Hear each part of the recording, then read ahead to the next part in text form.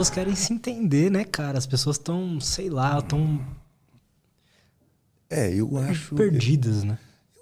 eu acho que se entender sempre foi uma questão para nós. A literatura mostra isso, né? Se a gente for buscar na literatura, a gente vai ver que muitos livros foram construídos numa perspectiva de entender a própria natureza humana. A filosofia já estava lá, né? E antes disso, talvez a religião ou outras formas de conhecimento, né? Então, eu acho que a busca por conhecimento, ela é uma busca bem interessante, né? Bem interessante, não, bem construída na história da humanidade, né? O Wesley cita sempre uma frase que é derivada dos textos do Michel Foucault, que é saber é poder, né? Saber é poder, mas poder é saber também, né? Porque você, produzindo saber, você produz poder, mas com poder também você pode extrair mais saber das coisas, né? Então, por exemplo, hoje o poder que o conhecimento médico nos dá, em muitos aspectos, nos permite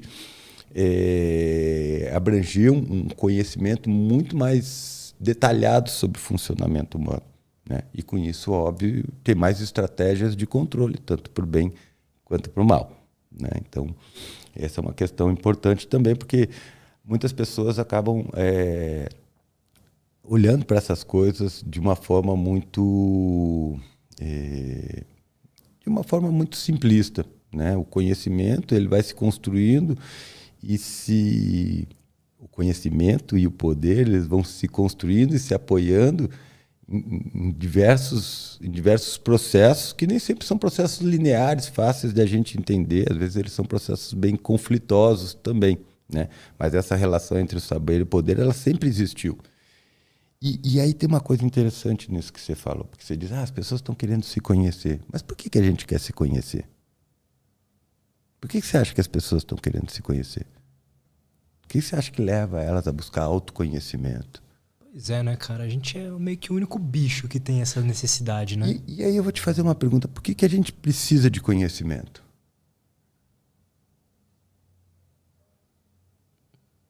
Pra prosperar a nossa espécie? A gente, Talvez. a gente precisa de conhecimento, porque com conhecimento a gente consegue controlar melhor o ambiente. Certo? O conhecimento nos dá um poder para controlar as coisas. Então, se você chega no banheiro, tem duas coisas, tem dois registros para girar, e não tem nenhuma indicação, você vai ficar ali girando um registro, outro, até você descobrir qual que é o da água quente e qual que é o da água fria. Quando eu me Certo? mudei pra cá, fiquei assim. Isso. Depois que você tem o conhecimento, você já vai direto, você poupa tempo, você tem um controle melhor do ambiente. Então a gente busca conhecimento, na verdade, para estabelecer uma forma de controle melhor sobre o nosso ambiente, né? Isso nos permite interferir de melhor forma no nosso ambiente. E agora a pergunta, por que a gente quer autoconhecimento? Porque a gente quer se controlar melhor. A gente quer ter mais autocontrole. E sabe por que a gente quer ter mais autocontrole? Porque a gente não tem nenhum. É por isso que a gente busca conhecimento. A gente quer ter mais controle sobre nós mesmos. E isso vem dessa suspeita de que a gente não se controla. E aí para mim tem um erro.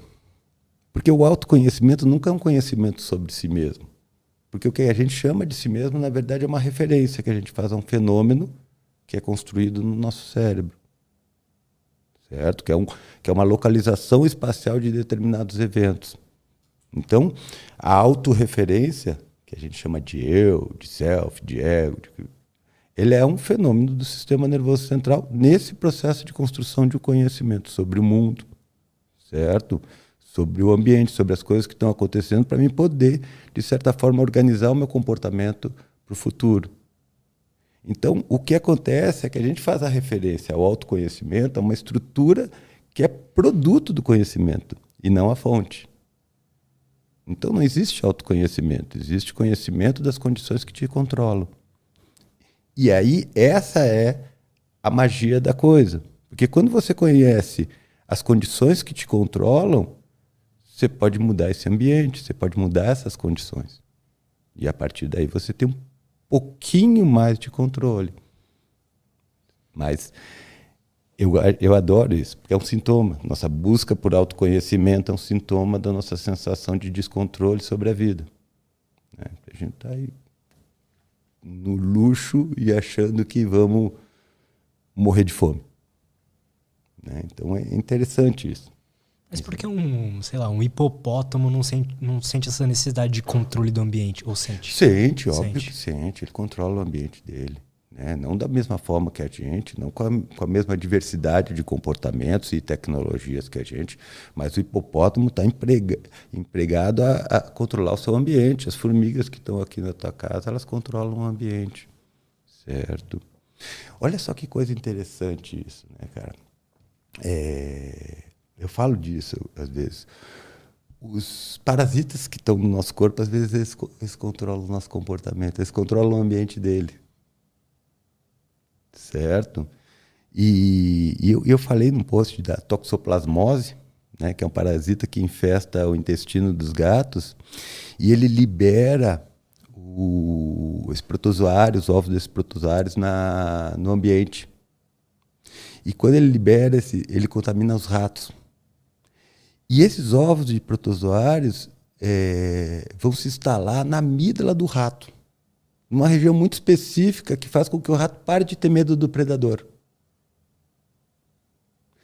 E quando o rato para de ter medo do predador, em alguns aspectos, em especial, é ter medo do cheiro da urina do predador, ele se torna uma presa mais fácil.